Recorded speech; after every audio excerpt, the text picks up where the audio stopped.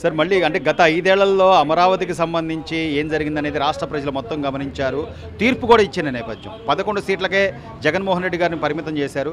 ఈరోజు కూటమి ప్రభుత్వం అధికారంలోకి వచ్చాక అమరావతిలో రైల్వే జోన్ అని కానివ్వండి, లేకపోతే గతంలో ఏదైతే నిర్మాణాలు ఆపేశారో అవన్నీ మళ్ళీ తిరిగి పుంజుకోవడం కానివ్వండి, నారాయణ గారు 2 ఏళ్లలో అమరావతిని పూర్తి చేస్తామని చెప్తున్నారు. ఎలా ఉంది పరిస్థితి, వాస్తవ పరిస్థితి ఎలా ఉందండి? ప్రస్తుతానికి వాస్తవ పరిస్థితి అయితే ఆశాజనకంగానే ఉంది. అన్ని కంపెనీల వాళ్ళు కూడా వస్తానికి వాళ్ళు అయితే ఇప్పటికి ఇంకా ఏమీ రేపు మోడీ గారు వచ్చిన తర్వాత అన్నీ స్టార్ట్ అవుతాయని అంటున్నారు. 2వ తారీఖు మోడీ గారు వస్తారు. మోడీ గారు వచ్చి శంకుస్థాపన చేసిన తర్వాత అన్నీ మొదలు పెడతామంటున్నారు. చూస్తే వాతావరణం కూడా అట్లానే ఉంది. ఎందుకంటే అన్నీ వాళ్ళ మనుషులకి వాళ్ళ మిషనరీ వస్తుంది ఆల్రెడీ. వాళ్ళకి షెడ్లు కానీ ఇవన్నీ కూడా వాళ్ళు వేసుకుంటున్నారు. కాబట్టి దీని మీద బాగానే రాజధాని అంటూ స్టార్ట్ బాగానే అయింది, పికప్ అయింది. చెప్పినట్టు నారాయణ గారు చెప్పినట్టు 2 కాకపోతే 2.5 సంవత్సరాల్లో అయినా చాలా వరకు పూర్తి చేస్తారని చెప్పి అనుకుంటున్నాం. గత 5 ఏళ్లలో సార్ ఇదే అమరావతి రైతులు కౌలు డబ్బుల కోసం పోరాడారు, కోర్టుల చుట్టూ తిరిగారు. ఏదైతే వాళ్ళ న్యాయమైన హక్కులు ఉన్నాయో వాటన్నిటి కోసం గతంలో పడ్డ ఇబ్బందులకి ఈ రోజున ఈ ప్రభుత్వం వచ్చిన తర్వాత మాత్రం కౌలు డబ్బులతో సహా వాళ్ళు చెల్లించడం ఎట్లా ఉందంటారు? బాగుంది. కౌలు డబ్బులు గతంలో జగన్మోహన్ రెడ్డి పెండింగ్ పెట్టిన కౌలు ఇచ్చారు. ఈ గవర్నమెంట్ వచ్చిన కౌలు కూడా ఇచ్చారు. మళ్ళీ అసైన్ రైతులకు జగన్మోహన్ రెడ్డి అయితే అసలీ లేదు. ఆ అసైన్ రైతులు కూడా చాలా వరకు దాదాపు 90-95% క్లియర్ చేశారన్నట్టు తెలుస్తుంది. మొత్తానికి ఆ డబ్బులు పెండింగ్ అని ఇదేం లేదు. జగన్మోహన్ రెడ్డి అనేది ఇక అసలు వాళ్ళ వాసన తలవకూడదు. నాకు తెలిసి మేము అనుకోవటం అసలు మళ్ళీ ఆ పార్టీ అనేది భూమి మీద ఉండకూడదు. ఎందుకంటే వాళ్ళు చేసిన అరాచకాలు అన్నీ ఉన్నాయి. అయితే ఇప్పుడు కూడా ఒక రకంగా జగన్మోహన్ రెడ్డిని మెచ్చుకోవచ్చు. ఇప్పుడు కూడా ఆయన క్లారిటీతోటే ఉన్నాడు.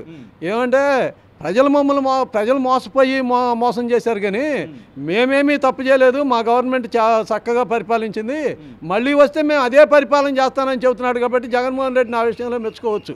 ఎందుకంటే నేను ఇది తప్పు చేశాను, ఇది సరిదిద్దుకుంటాననే మాట ఈ రోజు కూడా మాట్లాడుతున్నా ఆయన. గతంలో మా పరిపాలన చాలా బాగుంది, ఇప్పుడు వీళ్ళేదో దొంగ హామీలు ఇచ్చి అది ఇచ్చి ఇది ఇచ్చి చెప్పి ప్రజలను మోసం చేసి గెలిచారు.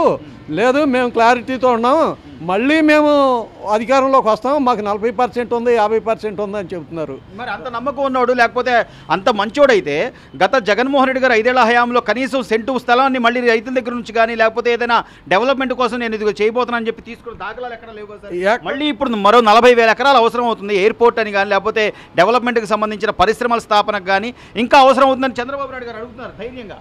ఆయన ధైర్యంగా అడుగుతున్నాడంటే ఆ అవసరాలను బట్టి ఆయన అడుగుతున్నాడు. జగన్మోహన్ రెడ్డి దాన్ని కూడా వాడుకోవాలని చెప్పి చూస్తున్నాడు. ఆ విషయాన్ని కూడా ఏం లేదు, అమరావతి ఇక్కడేం డెవలప్ చేయడు, కొంతమంది చేత చెప్పిస్తున్నాడు. అమరావతిని డెవలప్ చేయకుండా దీన్నేం డెవలప్ చేయకుండా మళ్ళీ 40,000 ఎకరాలు అడుగుతున్నాడు. ఇదంతా ఏమీ చేయడు, చివరికి ఈయన అంతా మోసం మాటలు చెప్తున్నాడు. మీరు అంతే మాకు గొడవలు పెడతానికి ప్రయత్నం చేస్తున్నాడు. జగన్ మాటలు నమ్మేలా అయితే ఆయన 11 సీట్లు ఎందుకు వచ్చేసారు? మొన్న నమ్మలేదంటే వాళ్ళు మోసం చేశారు కాబట్టి నమ్మలేదు. నేను అప్పుడు ఎట్లా పరిపాలన చేస్తున్నాను, ఇప్పుడు కూడా అదే పరిపాలన చేస్తాను, మళ్ళీ వచ్చినా కూడా అదే పరిపాలన చేస్తానని చెప్తున్నాడు. అప్పుడు కూడా ప్రజలు నమ్మారంటే ఈ ప్రజలు అనరు, ఆంధ్రప్రదేశ్ వాళ్ళు ఓటర్లు అనరు.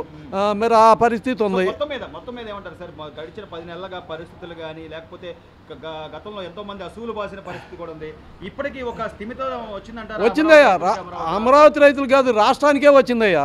ఇప్పుడు వాళ్ళు వచ్చి రావడంతో పెండింగ్ బకాయిలన్నీ తీర్చేశారు. మళ్ళీ రాష్ట్రంలో ఎక్కడ గుంటలు లేని రోడ్లు, కనీసం కొత్త రోడ్లు అయిపోయినా గుంటలు లేకుండా చేశారు. మరి ఆ వరకు అసలు ఒక ఊరు నుంచి ఒక ఊరు వెళ్ళడానికి గుంటలు లేకుండా రోడ్డు అనేది లేదు. అన్ని రోడ్డు ప్రమాదాల్లో చనిపోయారు. మరి అటువంటి లేకుండా చేస్తున్నారు. మరి వాళ్ళు ప్రతి చెప్పి చేస్తున్నారు, వాళ్ళు చేసేది చెప్తున్నారు, చెప్పింది చేస్తున్నారు. కాకపోతే ప్రజల్లో కొంచెం అసంతృప్తి ఏముందంటే కొంతమంది దగ్గర వాళ్ళు రెచ్చగొట్టినాయి, వీళ్ళు రెచ్చగొట్టినాయి. మమ్మల్ని అప్పుడు గవర్నమెంట్లో నిన్ను అరెస్ట్ చేశారు, ఏమి తప్పు చేయకుండా చంద్రబాబు నాయుడు గారిని అరెస్ట్ చేశారు, ప్రజలను ఇబ్బందులు పెట్టారు. ఇప్పుడు వాళ్ళు సరదాగా తిరుగుతున్నారు. ఇప్పుడు కూడా వాళ్ళు రెచ్చిపోయి మాట్లాడుతున్నారు. రోజా కానీ కొంతమంది మిథున్ రెడ్డి లాంటి వాళ్ళు కొంతమంది ఇప్పుడు కూడా రెచ్చిపోయి మాట్లాడుతున్నారు. వాళ్ళని ఏం చేయట్లేదు కదా అని చెప్పని అంటున్నారు. అయితే ఈ గవర్నమెంటు అచ్చంగా కక్షపూరితంగా వ్యవహరించడానికి సానుకూలంగా లేదు. అది చట్ట ప్రకారం చట్టం ఏం చేసుకుపోతే అది చేసిపోయింది అనే దాని మీద అభివృద్ధి మీదే ఎక్కువ కాన్సంట్రేషన్ చేశారు.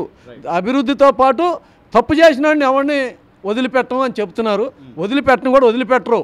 మనం ఇవాళ అవ్వాలంటే అవ్వదు. చంద్రబాబు నాయుడు గారిని అంత తొందరగా ఏమీ నేరం చేయకుండా అరెస్ట్ చేశారు కాబట్టే 11 సీట్లు పడిపోయారు. అదే పని చంద్రబాబు నాయుడు చేస్తే మళ్ళీ చంద్రబాబు నాయుడు అయినా అంతే అంటారు కదా. మొత్తం రుజువులతో సహా చూపించి ఒక్కసారి లోపలైతే చంద్రబాబు నాయుడు గారి లాగా 50 రోజులకో లేకపోతే 60 రోజులకో బయట రావటం కాదు. జీవితాంతం లోపల ఉండే తప్పులు చేశారు వీళ్ళు. ఆ తప్పులన్నీ కూడా రుజువులతో చేసి వీళ్ళని పర్మనెంట్గా లోపలికి పంపించడానికే ప్రయత్నం చేస్తున్నారు. చివరిగా ఈ రోజున గత 5 ఏళ్ల ముందు అమరావతి రాజధాని నిర్మాణానికి అప్పుడు వచ్చినటువంటి ప్రధాని గారు నరేంద్ర మోదీ గారి సారథ్యంలో కనీసం ఇక్కడ సచివాలయాలు కానీ లేకపోతే కొన్ని బిల్డింగ్లు కానీ అవన్నీ కూడా కొంత మన కళ్ళకు కనబడుతూనే ఉండేవి. సో గత 5 ఏళ్లలో మాత్రం అసలు ఏమీ లేకుండా 3 రాజధానుల పేరు తీసుకొచ్చి ఎక్కడా కూడా డెవలప్ చేయకుండా ఇబ్బందులు పెట్టిన తరుణంలో ఇప్పుడు కీలకంగా ఉన్నటువంటి చంద్రబాబు నాయుడు గారి కూటమి ప్రభుత్వం కేంద్రంలో కీలకంగా ఉన్న నేపథ్యంలో మళ్ళీ మరోసారి మోడీ గారు రాబోతున్నారు. మళ్ళీ పునర్వైభవం తీసుకొచ్చే విధంగా ఎంతవరకు మీకు నమ్మకం ఉంది సార్? ఈసారి పూర్తిగా నమ్మకం ఉంది. అది జరిగిపోయింది ఆల్రెడీ. మన దీంట్లోనే మనకి డబ్బులు శాంక్షన్ అయింది. వరల్డ్ బ్యాంక్ నుంచి ఫండ్ ఇప్పిస్తున్నారు. మళ్ళీ సెంట్రల్ గవర్నమెంట్ ఇచ్చేస్తున్నారు. ఇంకా ఆయన కొత్తగా ఆయన ఇష్టం ఏదో ఆయన ఏం చేస్తాడో ఆయన చెప్పకపోయినా ఏమి వరాలు కురిపిపోయినా కూడా ఆయన గురించి మనం ఏమి కట్టుబడి ఉంది. అధైర్యపడాల్సిన పని లేదు. రాష్ట్ర ప్రభుత్వం ఏది అడిగితే అది మోడీ గారు చేయడానికి ఇవాళ సిద్ధంగా ఉన్నాడు. ఇవాళ చంద్రబాబు నాయుడు గారిని నమ్మాడు. మోడీ గారిని చంద్రబాబు నాయుడు నమ్మాడు. చంద్రబాబుని మోడీ నమ్మాడు. కాబట్టి ఈ అభివృద్ధి అనేది ఆగదు అని చెప్పని మేము నమ్ముతున్నాం.